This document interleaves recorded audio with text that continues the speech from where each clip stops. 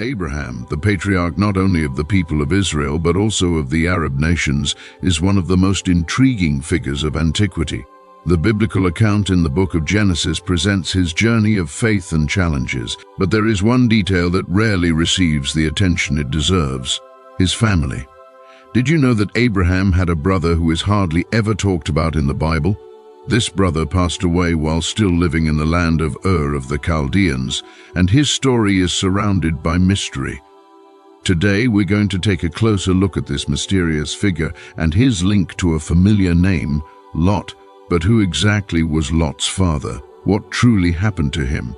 And why has his story faded into the background over the generations?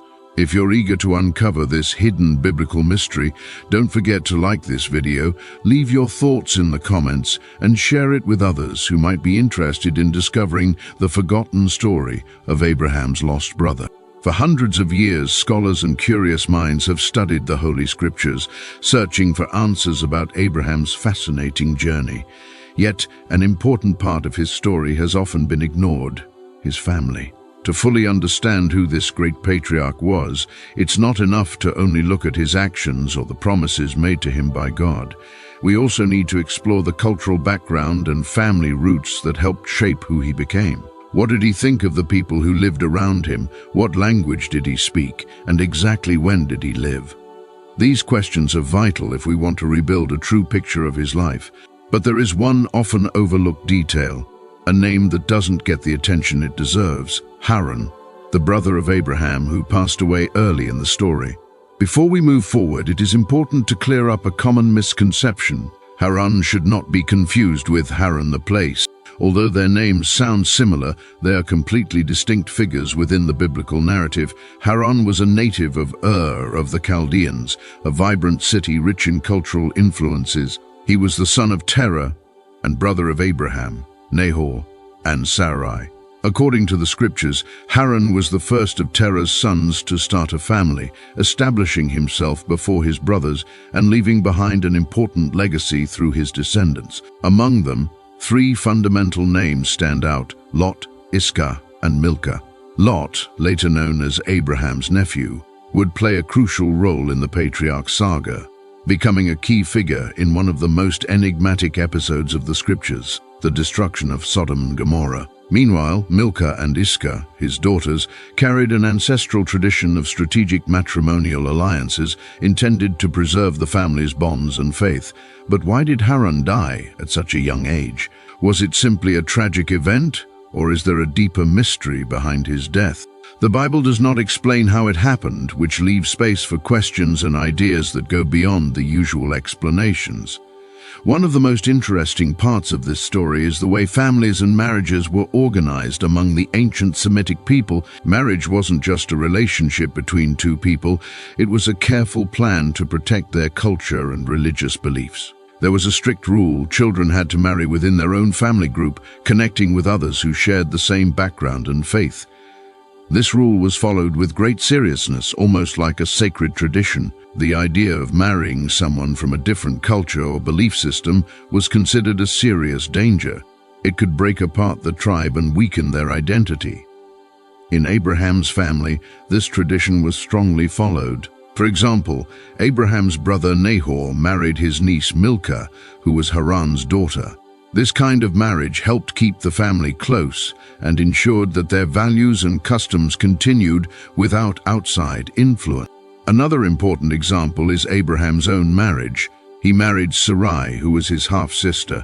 Some people wrongly think Abraham was lying when he said Sarai was his sister, but actually he was telling the truth. According to the family rules of that time, Sarai was the daughter of his father Terah, but her mother was different from Abraham's. Because of this, their marriage was completely acceptable in their culture and followed the traditions of their ancestors. The story of Haran, often relegated to oblivion, emerges as an essential component in deciphering the past of Abraham and the impact of his lineage on the destiny of humanity. His descendants not only intertwined in the formation of fundamental alliances, but also carried the torch of a tradition that would shape entire civilizations. Semitic tribalism, resistance to intermixing, and the preservation of faith were more than mere customs. They were survival strategies in a world where identity could easily be erased.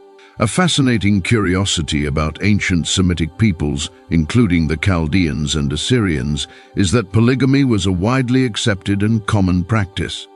Men could have more than one wife, forming large families with numerous sons and daughters. This family structure not only reinforced alliances between clans, but also played a strategic role in the perpetuation of lineages and social stability. A well-known example of this family tradition is seen in Abraham himself, who married Sarai. At the same time, his brother Nahor married his own niece, Milcah, the daughter of Haran. These marriages were not just personal relationships, they were important connections that played a key role in the development of entire nations and ethnic groups. Yet something that is often missed by modern scholars and religious teachers is how Haran's family line influenced the formation of different peoples in the Middle East. Haran was more than just Abraham's brother, he was also an ancestor to some of the people who now live in the area we know as Jordan. His children became the forefathers of groups like the Moabites and the Ammonites, because his son Lot, who was Abraham's nephew, later became the founding father of these nations. But the family connections don't end there. Haran is also part of the direct family line of Jacob, who became the patriarch of the Israelites. How is that possible? Jacob's mother was Rebekah, and she was the daughter of Bethuel. Bethuel was the child of Nahor and Milcah was the daughter of Haran. So, this means that Jacob's ancestry is also connected to Haran and the Chaldean people, showing how closely related the Semitic families of that time were. Besides the importance of Haran's family line, even his name carries deep meanings that have lasted through the centuries. The name Haran comes from Old Semitic languages, especially from Assyro-Babylonian, which came from the Akkadian language. In that language, Haran can be translated to mean freedom, free, or liberated, which may suggest a special meaning related to the future of his descendants. Interestingly, in the ancient Sumerian language, the word Ha has a completely different meaning. It refers to a path, a road, or even a caravan. This is especially interesting because many of Haran's descendants became wandering traders, traveling across large areas of the ancient Near East.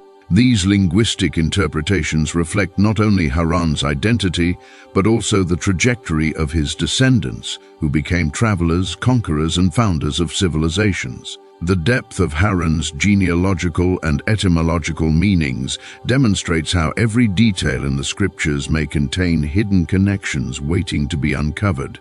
When we examine the book of Genesis, we encounter enigmatic passages filled with mysteries. One intriguing example is found in Genesis 11:28. Haran died in the presence of his father Terah in his homeland, Ur of the Chaldeans. This verse raises a question that has puzzled scholars for centuries. Under what circumstances did Haran, the brother of Abraham and son of Terah, die? The Bible does not give any clear or detailed explanation about how Haran died, which leaves the matter open to interpretation. However, some ancient Jewish traditions include writings that offer a possible answer to this mystery. One of these texts is the Book of Jubilees, a book that was considered sacred by certain groups in the past. According to the Book of Jubilees, Haran died in a tragic accident involving fire. Some scholars believe this event may have been connected to the religious oppression happening in Ur of the Chaldeans at that time. In that city, idol worship was common, and anyone who disagreed or resisted could face harsh punishment. Even though the story from the Book of Jubilees is not accepted by everyone and is not part of the official biblical record, it gives more depth to Haran's story. It shows that even characters who seem minor in the Bible might have important and meaningful histories. Looking into these kinds of connections helps us understand the bigger picture of what was happening back then. It also gives us insight into how the stories of the patriarchs, like Abraham, are closely tied to the beginnings of ancient civilization. According to the Book of Jubilees, Abraham became furious at the widespread worship of false gods in Ur of the Chaldeans, especially among members of his own family. moved by anger and zeal, he decided to take a bold step. He set fire to the idol temple, burning the statues and images inside. As the flames grew, his brother Haran rushed in to try and stop the fire and save the idols, but in doing so he was caught in the flames and died right in front of their father, Terah. Even though this version of events doesn't appear in the Bible itself, it helps us better understand the religious tensions of that period and Abraham's strong rejection of idolatry. This story offers an intriguing perspective on the traditions surrounding Abraham and his family. An interesting detail is that Abraham attempted to persuade his father Terah to abandon idolatry. Terah himself had already shown some weariness regarding the carved images and false gods worshipped in Ur of the Chaldeans. According to the Book of Jubilees, the idols worshipped in Ur were not just lifeless statues.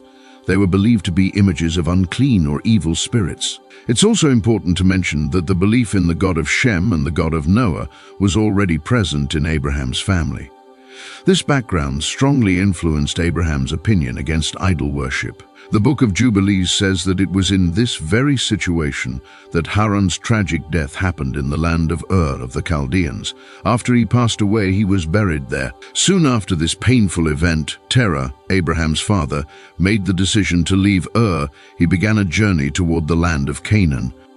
However, along the way, he stopped and stayed for a while in a place called Padan Aram, where the family lived temporarily before they continued on their way. If you found it meaningful or informative, feel free to share it with others who are interested in learning more about Abraham's family and their history. May God bless you all, and see you again soon.